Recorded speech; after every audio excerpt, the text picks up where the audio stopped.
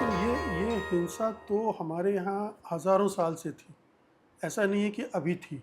हमने पार्टीशन में देखा किस तरह की हिंसा हिंदुओं ने भी की, मुसलमानों ने भी की, हिंदुओं ने भी की, सिखों ने भी की। बिल्कुल। वो हिंसा हमारे समाज में थी, जो अभी इतनी उभर कर और बिल्कुल खुल्लम खुल्ला आ गई।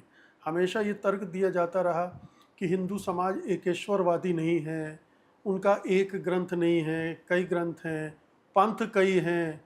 तो वो बहुलतावादी है, इसलिए उसमें कभी इस तरह की चीज़ें नहीं आएंगी जो इस्लाम में दिखती थी। वो सारा का सारा जो तर्क है वो ध्वस्त हो गया।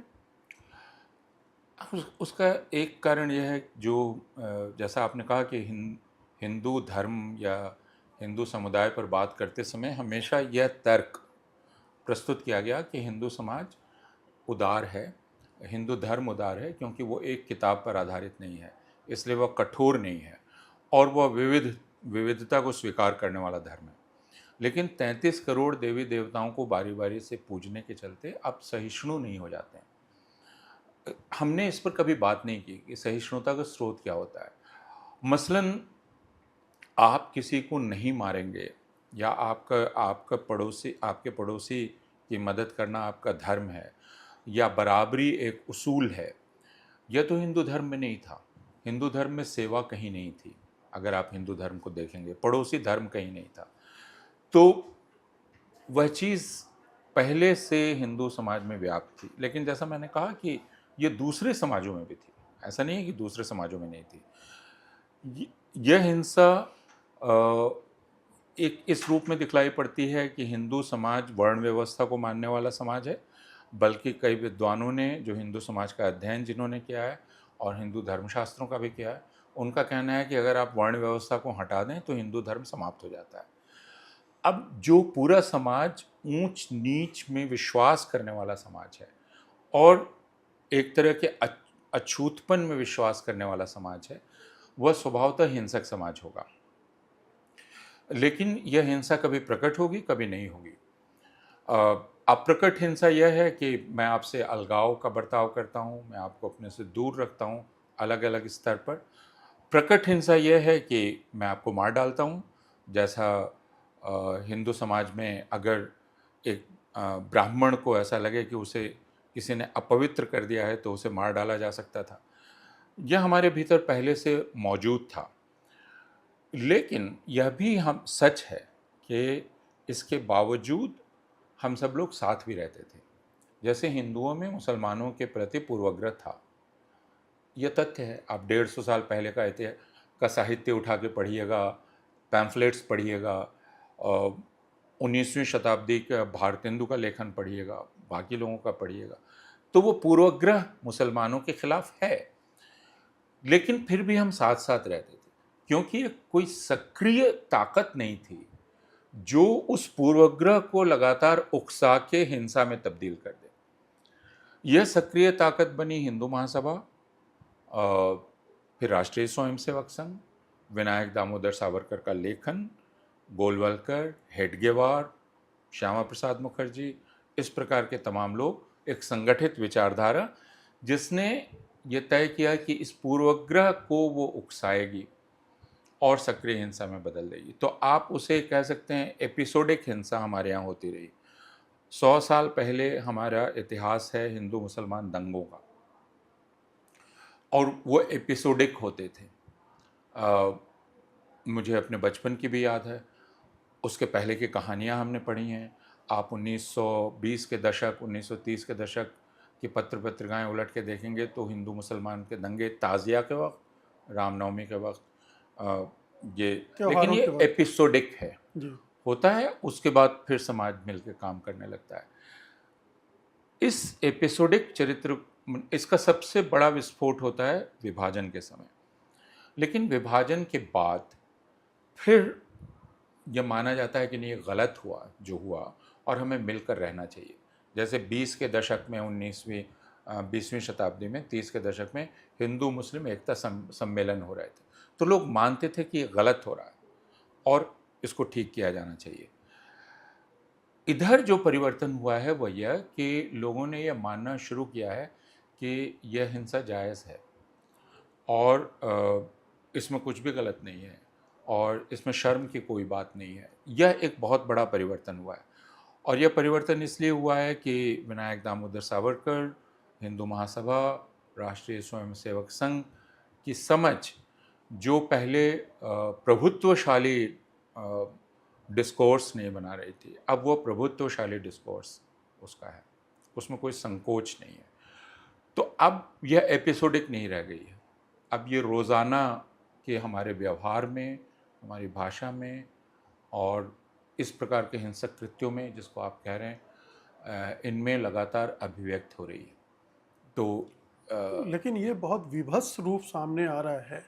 आप वीडियो देखते हैं, मतलब जो लोग हिंसा कर रहे हैं वो वीडियो बनाते हैं, वीडियो वायरल करते हैं, और उसी समाज के बहुत सारे लोग नरसंहार की अपील करते हैं, हथियार बंद होने की बात करते हैं।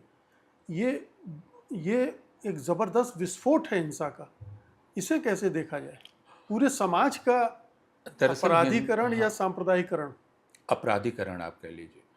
और यह सबसे बड़ी सफलता है राष्ट्रीय स्वयंसेवक संघ की, क्योंकि उसने किया क्या, जो सांप्रदायिक हिंसा जिसे हम कहते थे, उसके अध्येताओं ने हमें बताया है कि यह कोई स्वतः स्फूर्त चीज़ नहीं है, इसकी तैयारी की जाती है। ये बात पॉल ब्रास ने अपने अध्ययन में बतलाई, रायट मशीन की बात की। यह बाकायदा, आप तमस अगर आप पढ़ेंगे उपन्यास, दूसरे उपन्यासों को भी आप पढ़ेंगे, तो आपको ये पता चलेगा कि इसकी बाकायदा तैयारी की जाती है इस हिंसा की, स्वतः स्फूर्त बिल्कुल नहीं है ये। तो लेकिन उसके बाद इस हिंसा का तरीका बदला गया और इसमें व्यापक समाज को शामिल करने की कोशिश की गई। तो जब व्यापक समाज इसमें शामिल होने लगा, जिसका पहला बड़ा नमूना सूरत में हमें दिखलाई पड़ा था, और वो 2002 के पहले की बात है, जिसके फ़ोटोग्राफ मौजूद हैं और वीडियो मौजूद हैं, जिसमें औरतें हिंसा में शामिल थीं और आप उस हिंसा में उनका आनंद देख सकते थे। तो वो पहले चेतावनी थी कि कुछ एक ख़तरनाक प्रयोग किया जा रहा है। और फिर 2002, जिसमें बड़े पैमाने पर साधारण लोगों को शामिल किया गया, तो यह हिंसा का चरित्र बदला। बल्कि 1984 में भी हाँ, आम लोग शामिल हुए। 1984 को हम कैसे भूल जाते हैं। 1984 में बिल्कुल साधारण लोग शामिल हुए इसमें। मैं पटना में था, मुझे पटना की याद है कि मैं मेडिकल कॉलेज के हॉस्टल में रहता था और PM Patna medical college hostel के कुछ छात्र और वहाँ के कर्मचारी और सड़क चलते लोग, वे सब इस हिंसा में शामिल हुए। दिल्ली, सिर्फ आप दिल्ली की कल्पना करें, जिसमें बतलाया जाता है कि 4000 सिख मारे गए, और आप सोचिए कि 4000 सिखों को मारने में कितने हज़ार लोग लगे होंगे। एक व्यक्ति को मारना आसान नहीं है। गोली से आप मार सकते हैं, लेकिन अगर आप घेर कर मार रहे हैं तो वो भागेगा, 3 आदमी पकड़ेंगे, कोई उसके गले में टायर डालेगा, कोई जला देगा। यानी एक एक व्यक्ति को मारने में औसतन 10 लोग लगे होंगे। तो अगर आपने 4000 सिखों को मारा दिल्ली में, तो 40 से 50,000 लोग उसमें शामिल थे। 40 से 50,000 और वो लोग, सारे हिंदू ही थे। वे सब हिंदू थे और कोई नहीं था। और वे सब के सब, कोई डॉक्टर होगा, कोई कहीं अध्यापक होगा, कोई दुकान चला रहा होगा, अभी कोई नाना बन गया होगा, कोई दादा बन गया होगा, सबके हाथ खून से रंगे हुए हैं। तो हम एक हत्यारों के समाज में रह रहे हैं और इस पर हम लोगों ने कभी बात नहीं की। हमने एक सज्जन कुमार का नाम लिया जो ठीक था, हमने टाइटलर की बात की, हमने किसी और की बात की, लेकिन हिंदू समाज ने कभी नहीं कहा कि जिन सिखों को आप ये कहते थे कि वो हिंदू समाज की रक्षा के लिए पैदा हुए हैं, उन सिखों को आपने घेर कर मारा, यही नहीं पूरे भारत में, और सिर्फ हिंदुओं ने मारा, तो कितने हज़ार हिंदू इन हत्याओं के अभियुक्त हैं और वे सब के सब बाहर हैं। और इस समाज ने कभी उस विषय पर बात ही नहीं की। तो 2002 को छोड़ दीजिए, 1984 में आइए, क्यों हमने इस पर बात नहीं की?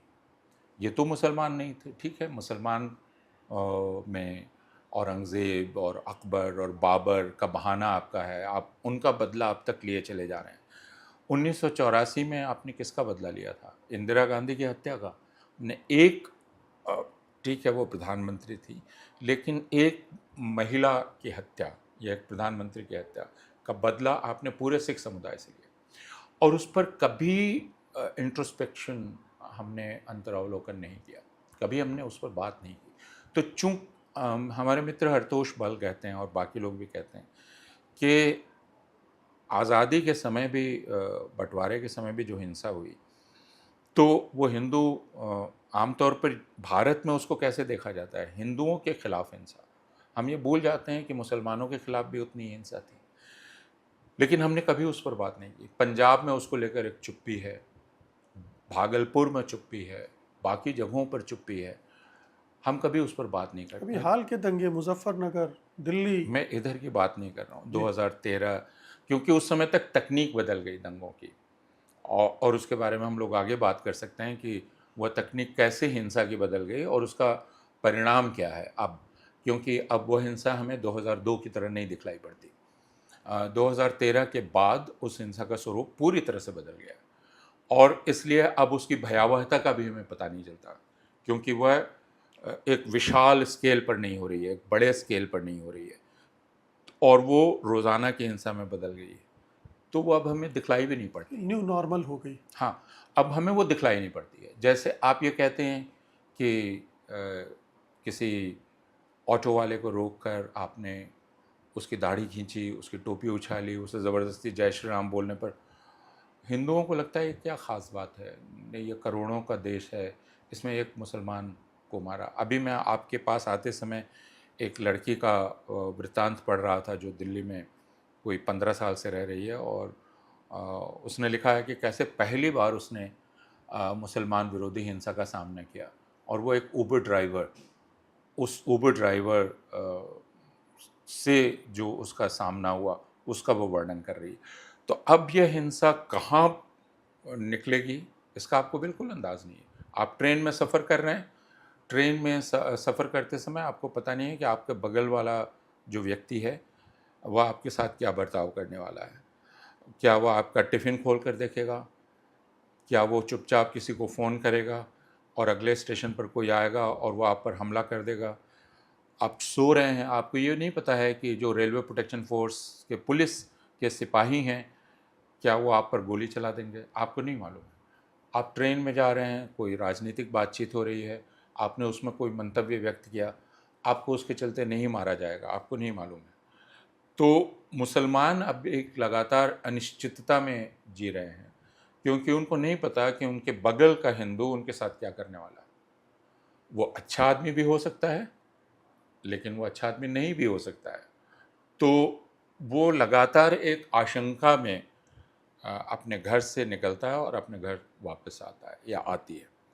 तो हिंसा का स्वरूप इस प्रकार बदला है और ये आपने इसको विस्फोट कहा है, लेकिन ये विस्फोट के रूप में दिखता नहीं, क्योंकि लोग बार बार ये तर्क देते हैं ये इतना महत्वपूर्ण नहीं है, आप इसको बेवजह तूल दे रहे हैं, ये आखिर करोड़ों का देश है, इसमें अगर हिंदू फोबिया है। नहीं, इन करोड़ों करोड़ों लोगों में अगर आप 10-15 घटनाएं बतला रहे हैं तो ये तो कोई प्रवृत्ति नहीं हुई, इसको ट्रेंड नहीं आप कह सकते, ये कहा जाता है। लेकिन जैसा आपने कहा और यह हमने देखा था पहली बार जब शंभूलाल रैगर की ने हत्या की थी अफराजुल की, और हम गए थे राजसमंद, जिसमें शंभूलाल रैगर ने अफराजुल को टुकड़े टुकड़े काटा और उसका 14 साल का भतीजा उसने मोबाइल लेकर उसको फिल्म की। एक प्रोफेशनल की तरफ फिल्म किया। वो एक बहुत भयानक घटना थी जिसमें उसने फिल्म किया। लेकिन उसके बाद क्या हुआ, अफराजुल शंभूलाल रैगर की उसके बाद जो धार्मिक अवसर पड़ा त्यौहार, उसमें झांकियाँ निकली, तो उसमें शंभूलाल रैगर की झांकी भी निकाली गई। तो हिंदू समाज ने बाकायदा उसको गौरवान्वित किया, शंभूलाल रैगर के लिए कोष बनाया गया, उसके लिए कठुआ में फंड हमने देखा किस तरह से बलात्कारियों को महिमा मंडित किया किया गया। या गुजरात में जो बलात्कारी थे जब उन्हें निकले छोड़ा तो गया उनको तो उनको माला पहनाई गई। या मॉब लिंचिंग करने वाले झारखंड में थे जिनको खुद मंत्री ने मंत्री ने सम्मानित हाँ, किया। वो जयंत सिन्हा ने जी। माला पहनाई। तो हिंदू समाज अब उस पर लज्जित नहीं होता है, उस पर विस्मित भी नहीं होता है, वो उस पर आनंदित होता है, और यह उसके उसके लिए अब एक गौरव का मामला बन गया है। और दूसरे कि यह हिंसा अब हर हिंदू घर में लगभग प्रवेश कर गई है, और हिंसा के साथ अश्लीलता भी आ गई है, क्योंकि उसमें बहुत सारी ग्रंथियां हैं पुरानी, जिन ग्रंथियों को सहलाया जा रहा है, जिसमें एक ग्रंथि यौन ग्रंथि है, जो बहुत पहले से है। अगर आप कहानियाँ पढ़ेंगे, उपन्यास पढ़ेंगे, तो उनमें मुसलमान पुरुषों को वीर्यवान बतलाया जाता है, अधिक आकर्षक बतलाया जाता है, और वे हिंदू औरतों को अपनी तरफ आकर्षित कर सकते हैं, हिंदू औरतों को बहला सकते हैं, फुसला सकते हैं। यह एक ग्रंथि बहुत डर पुरानी, पैदा किया एक गया है। कॉम्प्लेक्स, जी। एक सेक्सुअल कॉम्प्लेक्स रहा है। ये हिंदू पुरुषों में रहा है कि ये हमारी औरतों को ले जाएंगे। और उसके बाद तब आपने मुसलमान औरतों को सेक्सुअलाइज किया, और फिर यह कहने लगे कि अब हम इस्तेमाल करेंगे। तो इंटरनेट पर आपने कुछ साल पहले सुल्ली डील्स, बुल्ली डील्स देखा होगा, महिला पत्रकारों जिसमें की नीलामी हो मुखर महिला पत्रकार और दूसरे प्रोफेशनल्स, उनकी तस्वीरें लगाकर उनको नीलाम किया गया। तो ये एक वर्चुअल नीलामी थी, और ये एक वर्चुअल सेक्सुअल सेटिस्फैक्शन था कि हम सेक्सुअल स्लेव्स खरीद रहे हैं और हम उनका इस्तेमाल कर रहे हैं। इसमें एक आनंद था जो कि बहुत ही अश्लील आनंद है।